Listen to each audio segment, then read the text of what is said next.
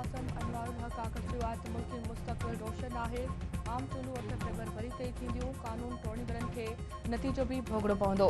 9 May ते हसास हंधनि खे बाहियूं ॾिनी वयूं। पीटीआई चेयरमैन खे शाही हुकुम तहत आज़ादु नथो करे सघिजे। एहतिजाज जो हक़ हर को चाहे थो, पर को बि रुअण ते ॻाल्हाइण लाइ तयारु नाहे। रियासती इदारनि ते हमिलो हर मुल्क में ॾोह हूंदो आहे। रियासती मामला कानून ऐं आइन तहत हलंदा आहिनि। आइन ऐं कानून ते एतिराज़ आहे त चूंडल नुमाइंदा कानून साज़ी ज़रिए तब्दील करे सघनि था। मुल्क में कंहिं सियासी क़यादत जे मशहूर थियण ते खेसि को बि एतिराज़ नाहे। जेकॾहिं को मक़बूल लीडर सां रहणु चाहे थो त संदसि हक़ आहे।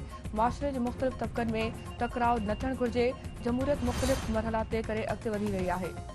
Army chief general Asim Munir चयो आहे त पाकिस्तान खे ब्लॉकनि जी सियासत ते यकीन नाहे। दोस्त मुल्कनि सां बराबरी जी बुनियाद ते लाॻापनि जी ख़्वाहिश आहे।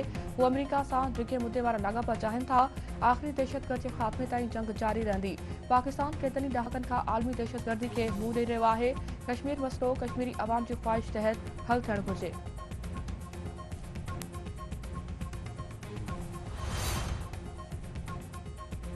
पाबंदी महिल तंज़ीम जो कमांडर 70 साथियुनि समेत क़ौमी धारा में शामिल हथियार फिटा कंदड़नि चयो आहे त बलोचिस्तान में थींदड़ दहशतगर्दी जे वाक़िअनि में भारत जो हथु आहे। जंग में औरतुनि खे इस्तेमाल करे रिवायतुनि जी भञकड़ी कई पई वञे। जान अचकज़ई जो चवणु आहे त भारत बलोचिस्तान जूं हालतूं ख़राब करण जे लाइ साज़िशूं करे रहियो आहे।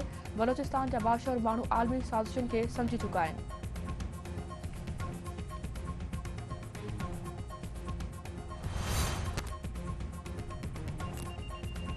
अॻूणे वज़ीर-ए-आज़म नवाज़ शरीफ़ चयो आहे त मुल्क मसइलनि जे ॼार में फासी चुको आहे। हुननि पाण ई पंहिंजे पेरनि ते कुहाड़ो हयो। दुनिया जे मुल्कनि जी लिस्ट में आख़िरी नंबर ते हुअण जा ज़िम्मेवार हू पाण ई आहिनि। मुस्लिम लीग नून आम चूंडुनि में भरपूर नमूने हिसो वठंदी। मुस्लिम लीग नून उम्मीदवारनि खे नामज़दगी काग़ज़ जमा कराइण जी इजाज़त ॾेई छॾी। आम चूंडुनि लाइ नामज़दगी काग़ज़ जमा कराइण जो सिलसिलो शुरू। इलेक्शन कमीशन आम चूंडुनि लाइ ज़ाब्ते इख़्लाक़ बि जारी करे छॾियो। समूरनि सियासी पार्टियुनि खे लेवल फीड फ़राहम करण जो हुकुम। तर्जुमान जो चवणु आहे त आइन ऐं कानून तहत समूरनि डेप्टी कमिश्नर खे अणधुरियो रहणु घुरिजे।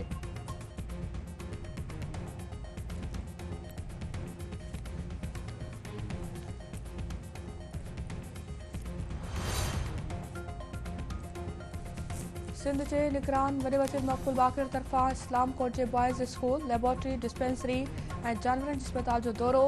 ॿारनि जी क़ाबिलियत ऐं उस्तादनि जी पढ़ाई वारे तरीक़े ते बेतमादी जो इज़हार।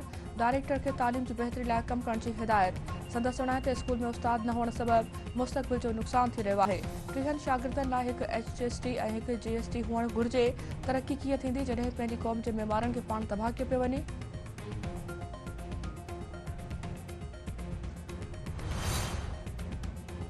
कोट ग़ुलाम मोहम्मद में हिकु ॼणो कचो शराब वापराइण सबबि फोती ग़ुलाम हुसैन ख़ासि करे जे वारसनि जो एहतिजाजी मुज़ाहिरो। मीरपुर ख़ासि रोड ते धरणो।